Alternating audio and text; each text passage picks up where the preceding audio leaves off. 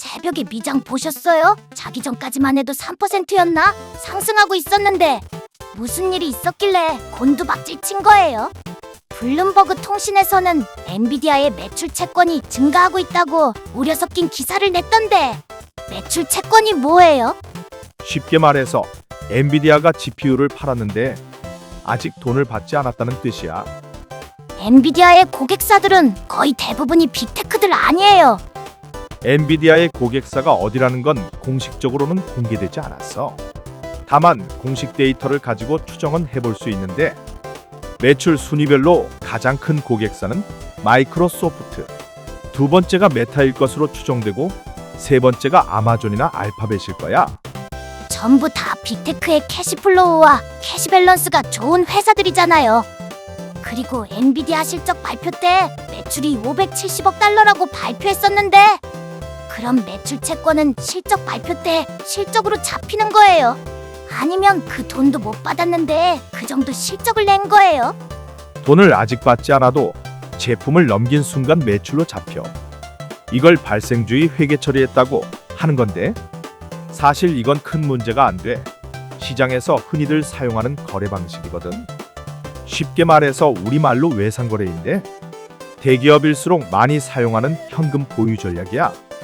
이번에 엔비디아의 매출 채권 증가가 3분기부터 눈에 띄게 늘었다고는 하지만 그만큼 대규모 투자가 일어났으니까 자연스럽게 매출 채권도 증가했다고 보는 게 자연스러워. 다만 시장에 AI 거품에 대한 우려가 깔려있는 상황에서 나온 기사다 보니까 작은 악재에도 크게 흔들리는 게 아닐까 싶구나. 아무리 그래도 이렇게까지 빠진다고요? 엔비디아는 전날 올린 주가를 모두 반납했다고요. 또 마이클 버리는 25일에 뭔가를 터뜨리겠다고 벼르고 있던데 뭐가 맞는 건지 모르겠어요. 지금 시장이 고평가되어 있는 건지 건강하게 성장하고 있는 건지. 전에도 한번 얘기한 적이 있지만 상승장에는 악재가 터져도 무시하고 오르지만 하락장에는 좋은 호재에도 시장이 반응을 하지 않지. 엔비디아가 그렇게 좋은 실적을 발표했는데도 작은 충격에 크게 흔들린다면 하락이 아닐까 하는 의심도 해봐야 해. 지금이 하락장의 시작이란 말씀이세요? 아니 그런 뜻이 아니고 조심하란 말이야. 상승장이라고 한껏 기대에 부풀어만 있지 말고 내가 놓친 게 있는지 없는지 잘 살펴가면서 거래해야 한다는 뜻이야. 중요하게 봐야 할 것들이 기업들의 현금 흐름과 시장의 유동성인데 워낙에 돈들을 잘 버는 기업들이라 크게 의심이 되진 않지만 인플레이션이 높아지고 고용 둔화와 소비 둔화가 찾아온다면 또 한 번 악재로 작용할 수 있어 시장의 유동성도 문제가 될 수 있고 말이야. 빅테크 대부분은 고객이 기업이잖아요. 마이크로소프트나 아마존, 메타, 매출의 대부분이 다른 기업에서 나오는데 인플레이션이나 고용 둔화 같은 거에 영향을 받을까요? 맞아. 이 말대로 빅테크들 대부분은 광고나 클라우드를 통해서 수익을 얻지. 하지만 결국에는 최종 소비자들이 지갑을 닫으면 광고를 내린다든지 더 저렴한 클라우드로 이동한다든지 하는 현상들이 발생할 수 있어. 그리고 실제로도 일어나고 있는 일이기도 하고 말이야. 그런 일이 일어나기 전에 빨리 데이터 센터를 완공해야겠네요. 완공하더라도 유지 비용이 나올 만큼은 벌어야지. 어떤 기사에서 읽은 건데 지금 빅테크들이 짓고 있는 하이퍼스케일의 데이터 센터 유지 비용이 대략 연간 5천억에서 2조 원 이상이라고 하더구나. 아마존의 연간 매출액은 937조 원이고 알파벳은 515조 정도로 버는 돈에 비하면 아주 작은 비중일 뿐이야. 하지만 문제는 성장 둔화겠지. 만약 둔화의 조짐이 보인다면 빅테크들은 타격이 없겠지만 기대감에 오른 주가는 최소한 절반은 토해내야 할지도 몰라. 또 피해는 우리가 보는 거예요. 대기업들은 경기가 안 좋아도 사업이 잘 안 돼도 별 타격이 없는데 왜 맨날 우리만 피해를 보는 거냐고요.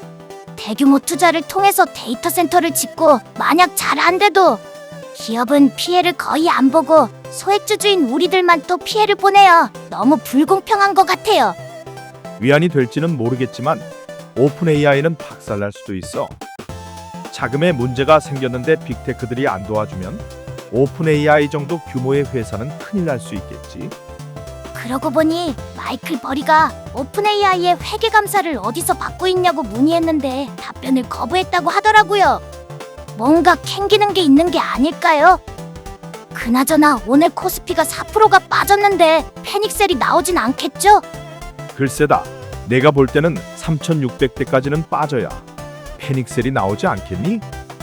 3,700이 아니고요. 기술적으로 보면 심리적 안정선이 3,700대인 것 같던데. 3,700대에서는 그래도 아직 유동성이나 투심이 있어서 저가 매수가 들어올 것 같아. 3,700이 깨지는 순간부터가 문제가 되지 않을까 싶구나. 그래도 오늘이 금요일이란 거에 감사해야 할걸? 금요일이 왜요? 금요일이 아니면 더 큰일 나나요? 지수가 빠질 때는 심리적인 요인도 많이 작용을 하게 되는데 주말 동안에 투자자들을 안심시키는 말들이 언론에 자주 나오게 될 테니까 설득된 사람들이 많을수록 다음 주에는 진정이 좀 되겠지. 물론 오늘 미장이나 주말 동안에 특별한 악재가 없어야겠지. 미장이 빨리 다시 상승을 해줘야 우리도 따라서 오를 텐데 이번 주에 많이 빠졌으니 다음 주에는 좀 오르겠죠. 오늘 거래대금은 14조, 원달러 환율은 1,475원, 코스피는 결국 4% 가까이 빠지면서 3,853포인트에서 마감했다. 외국인이 3조나 팔면서 하락을 이끌었구나. 외국인이 돌아서려면 일단은 환율이 잡혀야 할 텐데 정말 큰일인 것 같다. 어제 미장을 보고 있자니 예전에 읽은 삼국지의 적벽대전이 생각나네. 배들 사이를 밧줄로 묶어놓으니 거대한 하나의 배가 돼서 든든해 보였는데 제갈량이 동남풍이 불 때 화공으로 공격하니 모든 배들이 침몰해버렸다. 빅테크들이 서로 순환출자하면서 협력할 때는 절대 무너지지 않을 벽처럼 보였는데 한 군데서 악재가 터지니까 전체가 주가에 영향을 받는구나. 앱스타인도 그렇고 마이클 버리도 그렇고 아직 넘어야 할 산들이 남았다. 트럼프는 자신 있으니까 앱스타인 공개 행정명령에 사인한 거겠지? 마이클 버리는 뭘 말하려고 사람들의 이목을 잔뜩 집중시키는 걸까? 불안하지만 이것도 헤쳐나가야 한다. 힘내보자.